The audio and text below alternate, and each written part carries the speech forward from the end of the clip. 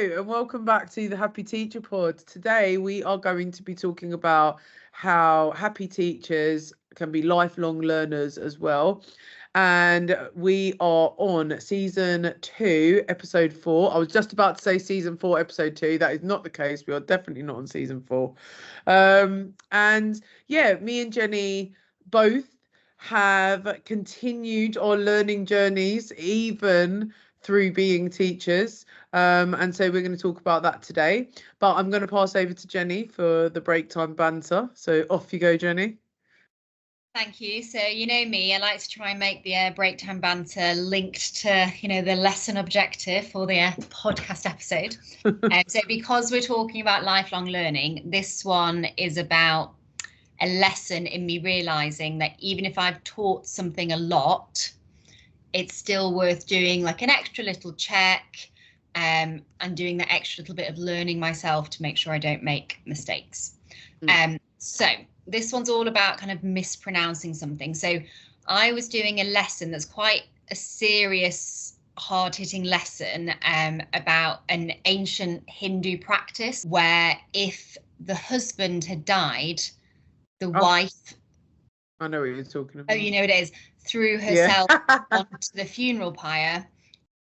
So the Hindi word is about, it's the kind of translation of good wife, and she's being a good wife by being the widow that's allowing herself to be burned. So I'd kind of done that first bit of it. And the thing is, I'd shown them an image as well. So I'm a little bit baffled. I'd shown them a kind of a political... I even know the image that you would have shown them because I've taught this lesson before. Okay, Grandma's got such strong opinions on this. I can never shut her up about it.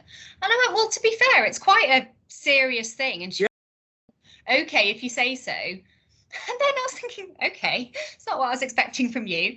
And then a few minutes into the lesson, once she'd finally got the gist of what we were talking about, she went, Miss, can I just say the way you pronounce the word, you would pronouncing the word for a very sweet fermented sugar dessert. And my grandma's got very strong feelings on this dessert. And I was like, right. That makes more sense. So she hasn't got strong feelings about suicidal wives that are showing full commitment to their husbands. No, she does not have strong feelings on that, but she does have strong feelings on this very particular dessert, whose pronunciation is very similar to the pronunciation of this ancient Hindu practice. So I was like, oh, I have never been told that before, but now I'm going to practice learning how to pronounce what was the practice called? Because I cannot remember for the life of me. Well, it is spelled S-A-T-I. Oh, yeah. I've been saying Sati. I've been saying Sati for about 12 years. But that is how you pronounce the dessert, apparently. I mean, I've got to say, I think the English language, obviously they've anglicised the word by calling it Sati. I would have probably pronounced it Sati as well. Obviously, I teach RE and I teach a lot of Arabic words because I teach Islam, and I've been many a time where I have said the wrong of words. And actually, there's times now where I'm like, guys, I'm not even going to attempt to pronounce this word. Or can someone in the class who is Muslim and can speak Arabic, can you pronounce this word for the class so that we can practice the pronunciation? Completely and utterly wrong. But I think as a younger teacher, I probably would have just said it and not even batted an eyelid. I remember actually one of our old work colleagues just say, if you say it really quickly, then they're just not gonna remember what you said or whatever, and then they're not gonna tell you off for the pronunciation. I was like, okay, just trying to say these words. About that before, about speaking quickly. Oh, wasn't it when you were showing a YouTube clip and accidentally a seal slapped another seal's bottom or something? Yeah, that's right. And I had to quickly, I was like, quick, forward. But then it wouldn't forward because it was a bloody advert. For God's sake. Anyway, YouTube just getting me in trouble with my lesson. But yeah, so today we're talking about this idea of always being a lifelong learner. And I feel like, do you know what? When we talk about lifelong learning and like being a lifelong, and when I use the word learning instead of like work or whatever, like I just automatically think of the school that we met in, and I feel Yeah. like our vocabulary Oh is my God. totally geared towards. So, an interesting thing about the school that we worked in together was that the head teacher that developed the school, their one of their methods was that certain words had negative connotations.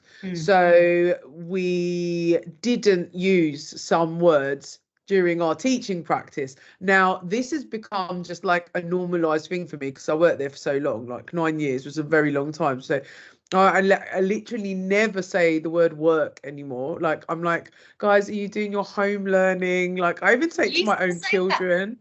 Yeah, I So, say it to my own children because I'm like, you have to do your learning because it makes your brain stronger. Like, I don't say like your work because yeah. I actually kind of agree with the work slash learning one. There were some words that I was a bit like, oh no, come on. I can't remember what they were, but like there were some that we were But told, I like, remember what you're talking about there. So they called homework independent learning, didn't they? yeah, And I yeah, yeah, guess yeah. that also linked the point. So it's obviously the whole thing about work sounding maybe more boring, learning more fun, but also independent rather Yeah, than home. I guess was the point that that school, lots of kids might stay after school to do their and do it. Yeah, yeah, independent yeah. site, so they weren't doing it at home. So she was really thinking about what do these words actually mean. Yeah, and I think, like, I mean, like I said, I still use it in my everyday vocabulary. Like, and I've got to say that that word learning versus work, um, yeah, I feel like it does have work. That word work can have a really negative connotation. Like, you have to do your work. It almost feels like it's a thing you've got to do. So then you feel like almost forced to do it. Whereas your learning is like, yeah, like you said, like a fun Yeah, thing. Like it's a good thing because it's going to really help you, and it kind of just gives you that different mindset. And I mean, we had a lot of stuff on growth mindset, which again, I still truly believe in, like a growth mindset over a fixed mindset. So yeah, like a lot of the stuff kind of really aligns, but it really bled into my own personal life, with this kind of being a lifelong learner. Because again, another thing that we had at that school was our CPD was also, but it was based around like reading articles and kind of like learning like new things, and then like bringing those to meetings and really kind of discussing those deeply in terms of like pedagogy and even using particular words in class and all of that kind of stuff.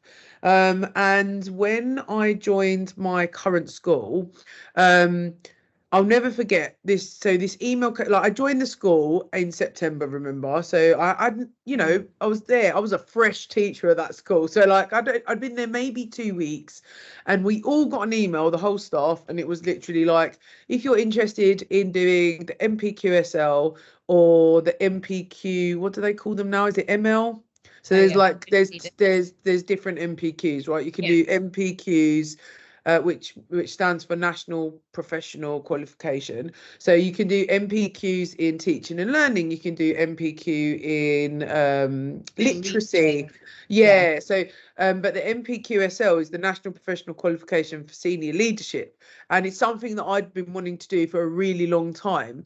But unfortunately, when the head teacher changed over in my old school, I did ask him if I could do it, and he said no.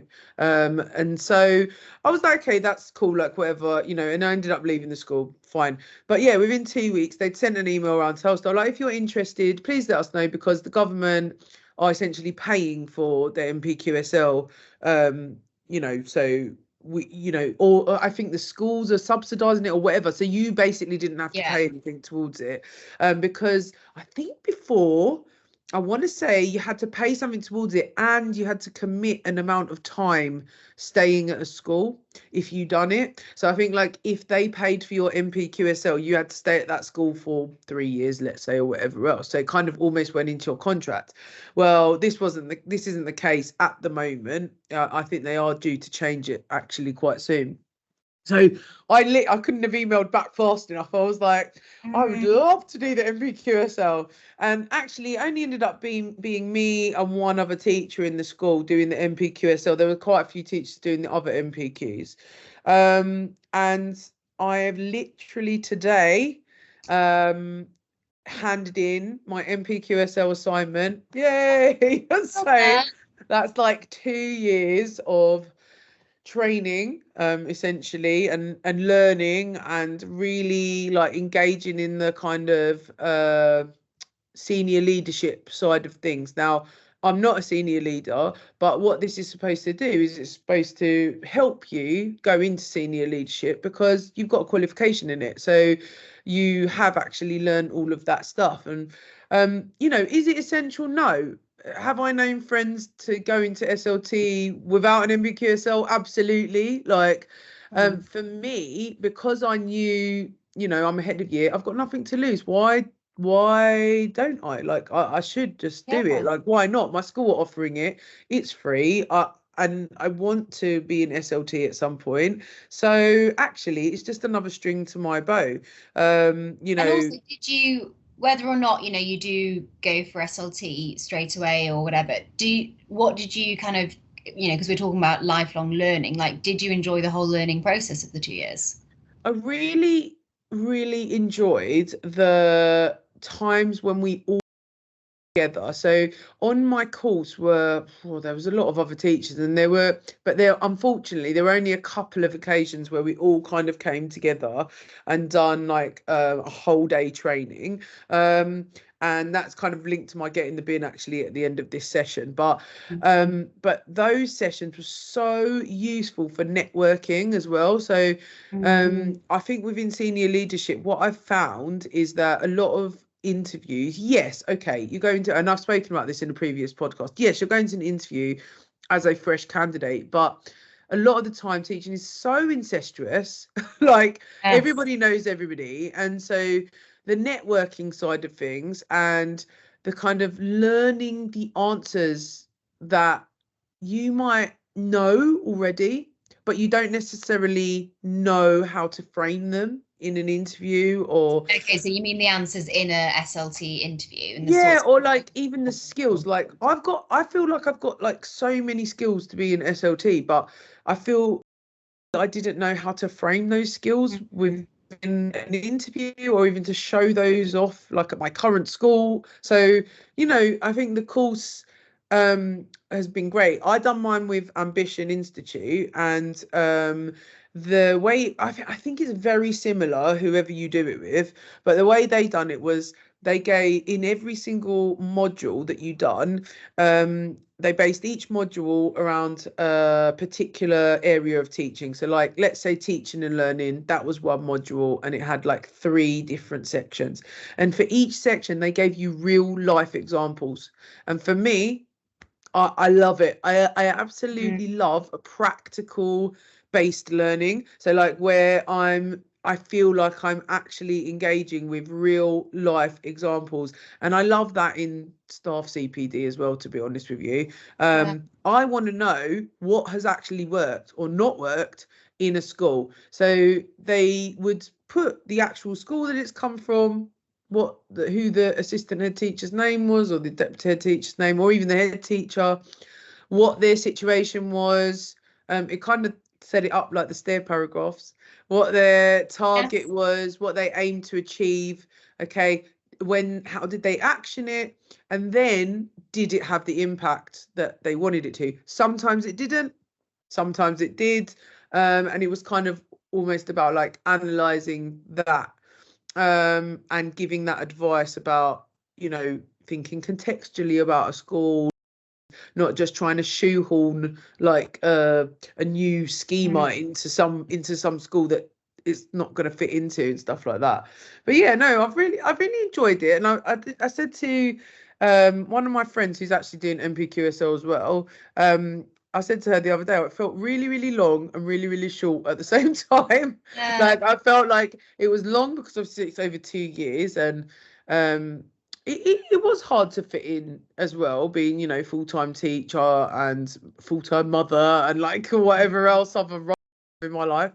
But I think it forced me to really think about the SLT role and really kind of dive into like all of the learning side of things. I don't think I would have done it on my own time, to be quite honest with you, unless I was on a course, which I was.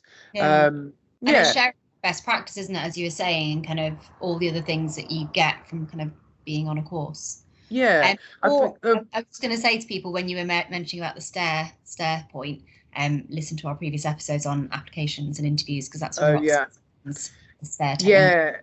Stare paragraphing, one of my favorite things, or stare, even just stare in an interview, a very, very good way of applying that to an interview process, definitely. So Jenny absolutely loves to throw herself into lifelong learning, don't you, Jenny? We joke about this whenever we meet up together. Jenny's like, oh, I've started this and I've started that, and I'm like, wow, Jenny, how do you actually fit this all in? She does actually amaze me a lot of the time. Like, you are just one of these people that's just like one of these energizer bunnies. Like, I feel like you've got endless energy, but I do feel like you always are kind of looking to improve, yourself through these kind of prospects. I think for me, obviously a massive difference in terms of our contracts, our main jobs. Oh yeah. You're obviously full time, and I'm around I'm in school about 3 days a week. So that's obviously quite different. And so for me, I was a head of year when I knew Roxy. I then did several years as a head of department. And once I left teaching and then returned to teaching, I came back into a teaching only role, like not to do a disservice at all to it, but like with no management responsibility. So I think straight away I knew I'd miss the management, because I didn't really like the people leadership element. So I knew that would be part of the reason why I'd end up doing other things. And also because I'm obviously not doing 5 days a week, I think that made me think I want to do other things. This year's also coincided with my youngest starting primary school. So previously, anytime I was part-time and not working, I was looking after a 2-year-old or looking after a 3-year-old. And now I actually have, those precious 5.5 hours between pick up and drop off where I can actually do some other things. So I feel like I'm like, oh, I'll just try lots of different things and see what I think of them. And you are right to an extent that I have got to a point where people will hear that I do a few side hustles and like, what do you do then? And I'm trying to count them all, and I'm like, I'm sure there's another one. And they're like, oh, don't you write for this magazine? I'm like, oh yeah, I write for that magazine. But I think my point is that I've realised is, even though I do a lot of different things, they all have a lot in common. So in terms of what I do, I teach, I write various articles to do with parenting, but with my teaching hat on. So I'm very aware that what I'm talking about is also from the perspective of a teacher. And I'm also thinking, okay, how could I morph this into a more kind of teaching-based article? I work for MTPT Projects. That's a parent-teacher charity, and that's about lobbying politicians for all the things that we talk about, for how are you going to make teachers happy? How are you going to solve the recruitment crisis? So I do a lot of things to do with that. The book that I helped write was to do with the teacher retention crisis. And what's the new thing, Jenny? Because this is directly linked to our podcast today. And then I'm trying to remember what you're talking about. I'm like, what is my new thing? Have I got anything? Do you mean my coaching qualification? I do, because that's obviously directly linked to being a lifelong learner. So go on. So we met up recently to just discuss all things the Happy Teacher Pod, and Jenny just announces to me that she started another qualification, and I was like, whoa, Jenny, like I feel like you're literally, how do you have enough time in the day? But it did sound really interesting, so I feel like that's something that you should share.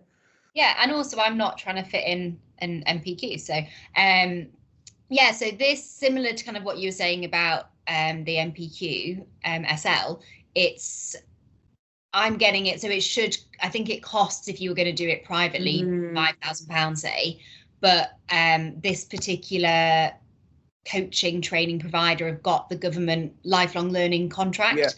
So if you do it through your organization, they get given a training levy where it's use it or lose it. So if it's not like they have that money to spend on something else, they have to use it on staff training. And one thing is obviously coaching. And so the idea is, yes, it's separate in the sense that I could use that coaching qualification and plan to use that coaching qualification for another side hustle. But it's also, I'm doing it for my organization. So I'll be kind of coaching people within my workplace, or at least my kind of the chain of schools that I for. And so it directly benefits an education organization. But the idea is it's a 14-month qualification, and you can choose to do lots of different things with that. And one in my induction, what was great was a bit like you were saying, the networking and meeting all these people. And one person actually, before I introduced myself, she recognized me from the podcast. No, stop it. That's quite exciting. Did she actually? Yeah. that is the shock to me. I know. Not told me that. That's She was like, I thought I recognized you. I was like, oh, okay. Oh, that's so lovely. Like she's done loads of roles in the education world, and so I just thought it's going to be a great networking for my teaching. But also we all had different reasons that we wanted to get into coaching, in terms of like, being good at our roles within teaching, but also thinking about other kind of side hustles we might do. And part of what the qualification does is that it also kind of introduces you to how to set up your own kind of side hustle business as well. Oh, that's good. So it's really, really interesting. So I think with all of them, I just like my brain to be getting stuck into something new. And that's what all these different things I've been talking about do. And even kind of within a school, I, in the last few years, have taken on a new subject. So I didn't used to teach politics. Now I do. I used to do other subjects. And we've both done that, haven't we? Like when we both worked together, did some extra subjects. And that can be really good as part of our kind of lifelong learning. Actually, you know what? I didn't think of it like that, but that's actually a really good point. So like when I went to my new school, to be honest, I didn't ask for it. I asked for a full RE timetable. And then all of a sudden, when I get my timetable, when I saw that sociology and essentially politics, it was citizenship, but it's essentially teaching politics in year 10 and 11. That was on my timetable as well. And I was a bit like, oh, like I've never taught those two before. But actually, I've really enjoyed like the process of actually learning the stuff that I need to teach for that. And you know what? It's kind of a little bit like these other qualifications. It's like, I do actually know a lot of the stuff already, but it's about how I'm, learning how to apply that knowledge in the classroom to those particular subjects, when I know RE inside out. So RE to me is I do learn in RE still, obviously. Like I don't think you can ever know your subject completely, like all over, especially like in history and RE as well, because it's still almost like a type of history, isn't it? History of religion.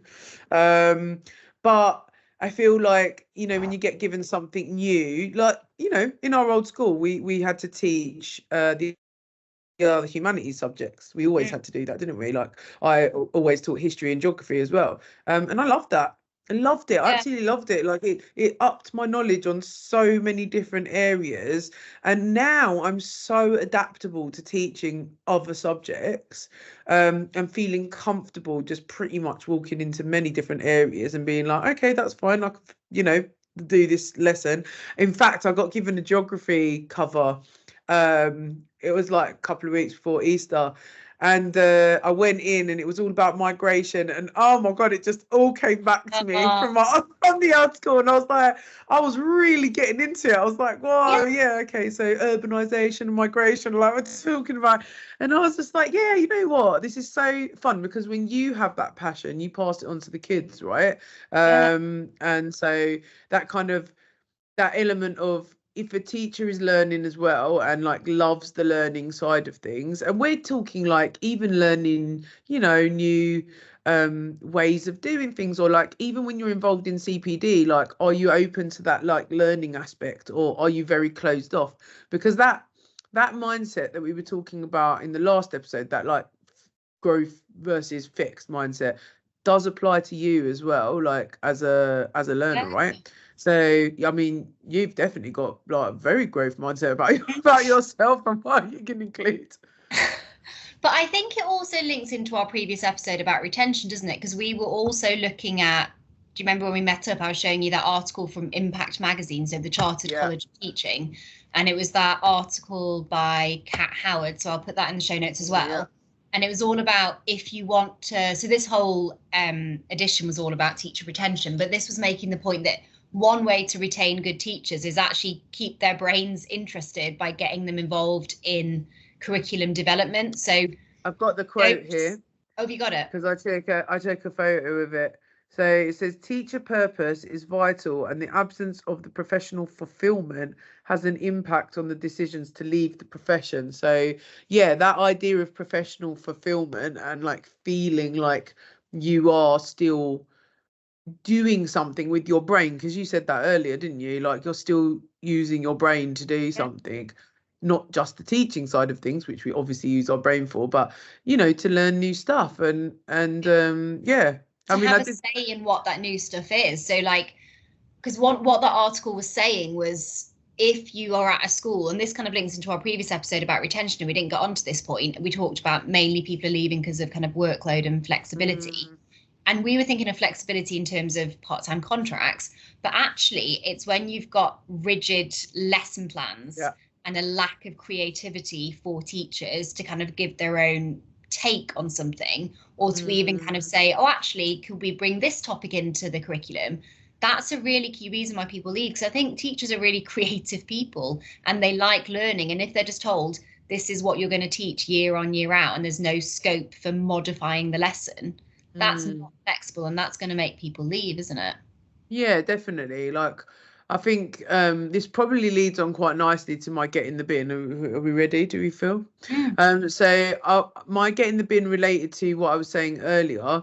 I feel like the tangible thing that I would actually get in the bin is online or purely online training for external training courses. So like I was in an external training course, NPQSL. You're currently on an external training course. And for me, the online sessions were okay, but did I get as much out of it as meeting in person? No, like I definitely didn't. You know, you can't see anybody, no one has their camera on, like let's face it, like no one's got their camera on. You know, they some of them are there but they're not really there, some of them are not engaging in discussion. And for me, I just found that I just found that the learning just didn't really happen for me in those kind of meetings. The dynamic just wasn't there. But whereas when we met in person, like these people are lovely. Like, I got on with them really well, and we managed to have some really good like discussions, professional discussions about teaching and senior leadership and what we would do and how we would do it and examples we've seen before and whatever else, because that's sharing good practice and just sharing of different ideas. That's where the learning comes from, right? So for me, I would get in the bin just the pure online training sessions, and I would say that the more in-person training sessions should be the majority over the minority. On the NPQSL, it was definitely the minority. I think we met twice over the 2-year course. Do you think, because I guess what some people might be thinking listening to this is that like it's just a feasibility thing. So, you know, some people, you know, you might be scattered all over the nation, say, so it's not possible to kind of meet in person. Or so with the NPQSL, no, they do it in little hubs. They do it in little hubs of parts of, let's say, because I'm in London, they do it in parts of little hubs. Okay, so geographically you were close, so you could have met. Yeah, we were all within pretty much the same area.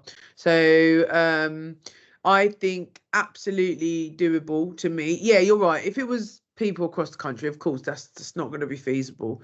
But this is set up in little hubs. Like I was in a little East London hub, Okay. And everyone worked in East London, so there really wasn't a problem with people kind of getting together. I think probably cost-wise, I was probably about to say, costs so way more money. savings. So again, we go back to our previous episode about retention. You want to keep good teachers, Yeah, qualifications, do the qualification well, and like find a venue yeah. for them to actually meet in person. Because with my coaching one, So it is a bit more spread out.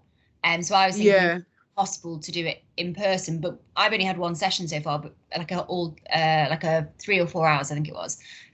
But what I thought was good about it is that we are quite a small group, and then within that, so no one was going to do not having the cameras on because the group's too small. But then we did do quite a lot of paired breakout rooms very regularly. yeah, they did the breakout rooms, but then I found that like when they were doing that, I was one of the only people speaking, and I was like, well, it almost made me a bit defeatist because I was like, well, am I the only one like here, like doing this stuff or like whatever? But yeah, I mean, I've got to say though, the NPQSL is based in schools, so like the actual setting wouldn't have cost anyone any money. It's just like a meeting room in a school. So I don't know. I'm not sure of the reason as to why they wouldn't have met up more often. I just think maybe logistically they just didn't feel like that would work, and that actually, if because we were meeting probably once every 6 weeks or so they probably thought that that would be too much to do it every 6 weeks to meet in person. But yeah, that's just a personal choice on my end. I'm sure some of the people probably really much preferred doing from home or whatever. That was another thing actually. Our out of person sessions, so our online sessions were always after school, where people are, oh my god, like knackered from the day at work. And so like we're meeting at like three, I think our meetings were like 3:30 to 5:30, and it's just like, oh my god, so you're like rushing to get home to try and get on this meeting, or you're staying at school for the meeting, which is not ideal either. Yeah, I don't know. I feel like that's my get in the bin because I prefer to be in person, but I reckon some people probably disagree with me greatly and be like, no, absolutely want to be online. Reminds That's them of okay. COVID You'll have and to those screen it. times. But what I would say is that Exactly. even if something is in person or someone prefers it in person, I think things can still be online training can be good or bad, can't it, depending on how you do it. And I think Yeah. if the provider really thinks about the size of the different groups, how many people are in the breakout rooms, really pushing norms about I find it so strange going to anything where people don't have their cameras on. And to me, I'm like, that's so rude. Yeah, You everyone need had to at their least cameras show on. that you're Everyone. there. And so I think Yeah. things like that, you have to be really strict on them. And I think have small enough breakout groups so our breakout groups were always just 2 people. So you were absolutely talking. Yeah, I guess online training is a little bit inevitable in some situations, but I totally agree with you. When it's geographically possible, I think an in-person discussion is really fruitful, isn't it? Yeah, but I think ultimately, like, I think this episode has really just showed me that we both still love learning, and we both still like kind of adding strings to our bow. We don't want to just kind of stay static or, just like that. But also, it's okay if you don't want to add anything else onto your plate. Like, there were times where I felt it was a lot for me, like it was a lot to continue to do the NPQSL. The one good thing was because a lot of it was online, I could bulk do it. So like for example, I'd set aside a day and Okay. I'd be like, right, on this day I'm doing this many modules. Do you know what I mean? So like Yeah, I'd bulk yeah. do it rather than like some people would do, like an hour a week, whereas I preferred to doing like a or one big long session where I kind of completed all my tasks. But yeah, anyway, I feel like this has come to a nice natural end of the podcast. Yes. So join us next week for a guest, actually. Yes, I was trying to remember offhand, and I was like, "What? We've got a very special guest who has done many quite senior roles within education. We're keeping who it is secret for now, maybe, I don't know. But it should be really interesting. She's got lots of really good advice on how to manage schools well and how to create happy environments. Yeah, so we're going to be talking to that guest, and yeah, we hope that you join us for that. And obviously, all of our previous episodes are on any podcast platform and YouTube. So please go and have a watch or a listen, and we will see you / speak to you next time. Okay, Yeah, bye. take care. Bye.